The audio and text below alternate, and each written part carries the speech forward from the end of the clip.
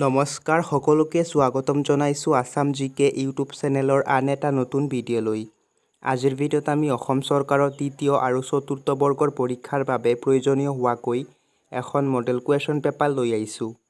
আজিৰ এই model question পেপাৰখনত মুঠ 40টা কুৱেশ্যন থাকিব আৰু এই 40টা কুৱেশ্যনৰ ভিতৰত আপোনালোকে কিমানটা প্ৰশ্ন শুদ্ধ কৰিলে কমেণ্ট বক্সত জনাব। তেনেহ'লে বলকচোন আজিৰ ভিডিঅ'টো আৰম্ভ কৰোঁ। আজিৰ আমাৰ ফাৰ্ষ্ট কুৱেশ্যনটো সুধিছে, ভাৰতত বৰ্তমান মুঠ কিমানখন ৰাজ্য আছে? তলত দিয়া অপশ্যন 4টাৰ ভিতৰত ইয়াৰ শুদ্ধ উত্তৰটো হৈছে অপশ্যন বি 28খন। ভাৰতত বৰ্তমান মুঠ 28খন ৰাজ্য আছে। নেক্সট কুৱেশ্যন, ভাৰতত বৰ্তমান মুঠ কিমানখন কেন্দ্ৰশাসিত অঞ্চল আছে? তলত দিয়া অপশ্যন 4টাৰ ভিতৰত ইয়াৰ শুদ্ধ উত্তৰটো হৈছে অপশ্যন বি 8খন। ভাৰতত বৰ্তমান মুঠ 8খন কেন্দ্ৰশাসিত অঞ্চল আছে। নেক্সট কুৱেশ্যনটো সুধিছে, ভাৰতৰ সৰ্ববৃহৎ ৰাজ্য কোনখন? তলত দিয়া অপশ্যন 4টাৰ ভিতৰত ইয়াৰ শুদ্ধ উত্তৰটো হৈছে অপশ্যন বি ৰাজস্থান। ভাৰতৰ সৰ্ববৃহৎ ৰাজ্যখন হৈছে ৰাজস্থান। নেক্সট কুৱেশ্যনটো সুধিছে, ভাৰতৰ আটাইতকৈ সৰু ৰাজ্য কোনখন?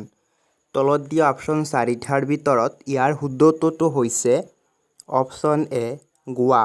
ভাৰতৰ আটাইতকৈ সৰু ৰাজ্যখন হৈছে গোৱা। নেক্সট কুৱেশ্যনটো সুধিছে, ভাৰতৰ সৰ্বাধিক জনসংখ্যা থকা ৰাজ্যখনৰ নাম কি? তলত দিয়া অপশ্যন 4টাৰ ভিতৰত ইয়াৰ শুদ্ধ উত্তৰটো হৈছে অপশ্যন এ উত্তৰ প্ৰদেশ। ভাৰতৰ সৰ্বাধিক জনসংখ্যা থকা ৰাজ্যখনৰ নাম হৈছে উত্তৰ প্ৰদেশ। নেক্সট কুৱেশ্যনটো সুধিছে, ভাৰতৰ আটাইতকৈ কম জনসংখ্যা থকা ৰাজ্যখনৰ নাম কি? তলত দিয়া অপশ্যন 4টাৰ ভিতৰত ইয়াৰ শুদ্ধ উত্তৰটো হৈছে অপশ্যন বি ছিকিম। ভাৰতৰ আটাইতকৈ কম জনসংখ্যা থকা ৰাজ্যখনৰ নাম হৈছে ছিকিম। নেক্সট কুৱেশ্যনটো সুধিছে, ভাৰতৰ সৰ্ববৃহৎ চহৰখনৰ নাম কি? তলত দিয়া অপশ্যন 4টাৰ ভিতৰত ইয়াৰ শুদ্ধ উত্তৰটো হৈছে অপশ্যন ডি মুম্বাই। ভাৰতৰ সৰ্ববৃহৎ চহৰখনৰ নাম হৈছে মুম্বাই। নেক্সট কুৱেশ্যনটো সুধিছে, ভাৰতৰ আটাইতকৈ দীঘল নদী কোনখন? তলত দিয়া অপশ্যন 4টাৰ ভিতৰত ইয়াৰ শুদ্ধ উত্তৰটো হৈছে অপশ্যন এ গংগা নদী। ভাৰতৰ আটাইতকৈ দীঘল নদীখনৰ নাম হৈছে গংগা নদী। নেক্সট কুৱেশ্যনটো সুধিছে, ভাৰতৰ আটাইতকৈ বহল নদীখনৰ নাম কি? তলত দিয়া অপশ্যন 4টাৰ ভিতৰত ইয়াৰ শুদ্ধ উত্তৰটো হৈছে অপশ্যন ডি ব্ৰহ্মপুত্ৰ।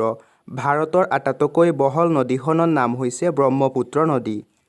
নেক্সট কুৱেশ্যনটো সুধিছে, ভাৰতৰ আটাইতকৈ ওখ মিনাৰটোৰ নাম কি?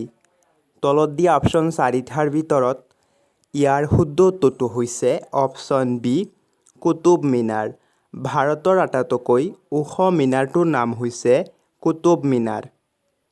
নেক্সট কুৱেশ্যনটো সুধিছে, কুতুব মিনাৰ ভাৰতৰ ক'ত অৱস্থিত?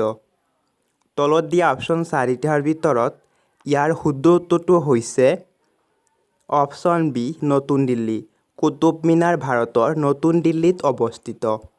নেক্সট কুৱেশ্যনটো সুধিছে, চাৰমিনাৰ ভাৰতৰ ক'ত অৱস্থিত? তলত দিয়া অপশ্যন 4টাৰ ভিতৰত ইয়াৰ শুদ্ধ উত্তৰটো হৈছে অপশ্যন চি হায়দৰাবাদ। চাৰমিনাৰ ভাৰতৰ হায়দৰাবাদত অৱস্থিত। নেক্সট কুৱেশ্যনটো সুধিছে, হায়দৰাবাদৰ যমজ চহৰখনৰ নাম কি? তলত দিয়া অপশ্যন 4টাৰ ভিতৰত ইয়াৰ শুদ্ধ উত্তৰটো হৈছে অপশ্যন বি চিকেন্দ্ৰাবাদ। হায়দৰাবাদৰ যমজ চহৰখনৰ নাম হৈছে চিকান্দ্ৰাবাদ। নেক্সট কুৱেশ্যনটো সুধিছে, ভাৰতৰ আটাইতকৈ দীঘল বান্ধটোৰ নাম কি? তলত দিয়া অপশ্যন 4টাৰ ভিতৰত ইয়াৰ শুদ্ধ উত্তৰটো হৈছে অপশ্যন চি হীৰাকুণ্ড বান্ধ। ভাৰতৰ আটাইতকৈ দীঘল বান্ধটোৰ নাম হৈছে হীৰাকুণ্ড বান্ধ। নেক্সট কুৱেশ্যনটো সুধিছে, হীৰাকুণ্ড বান্ধ কোনখন নদীত অৱস্থিত?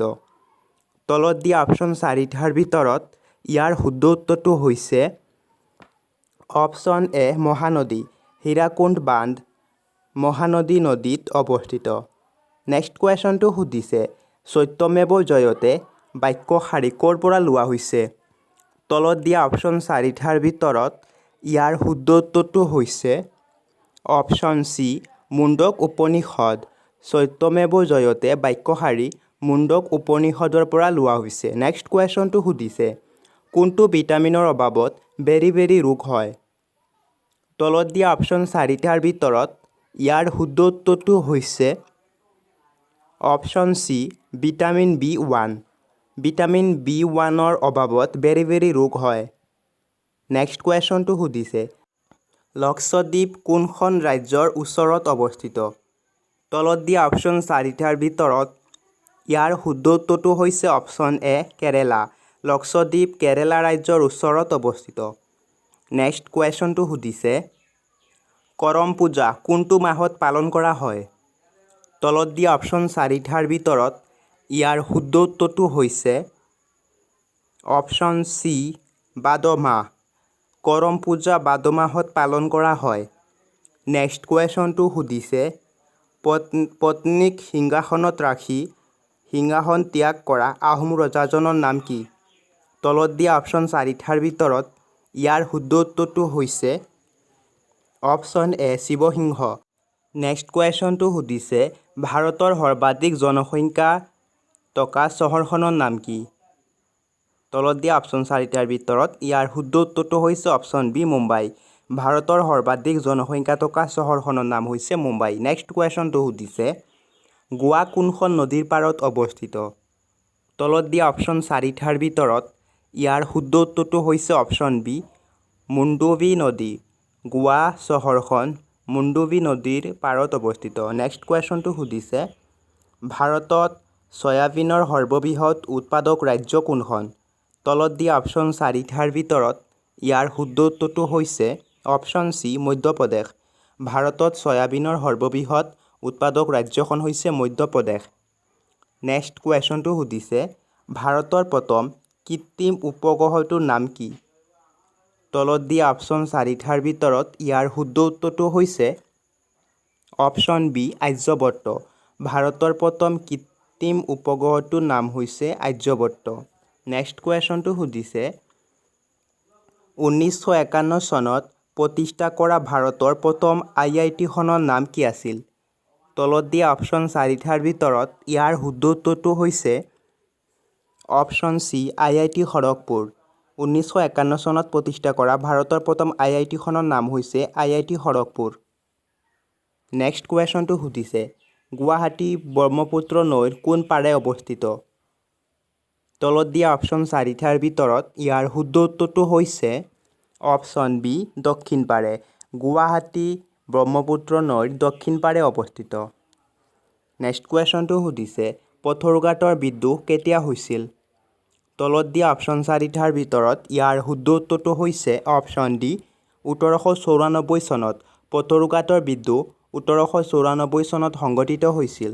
নেক্সট কুৱেশ্যনটো সুধিছে স্বাধীনতা আন্দোলনৰ সময়ত অসমত স্বৰাজ পাৰ্টীৰ সভাপতি কোন আছিল? তলত দিয়া অপশ্যন চাৰিটাৰ ভিতৰত ইয়াৰ শুদ্ধ উত্তৰটো হৈছে অপশ্যন চি তৰুণৰাম ফুকন।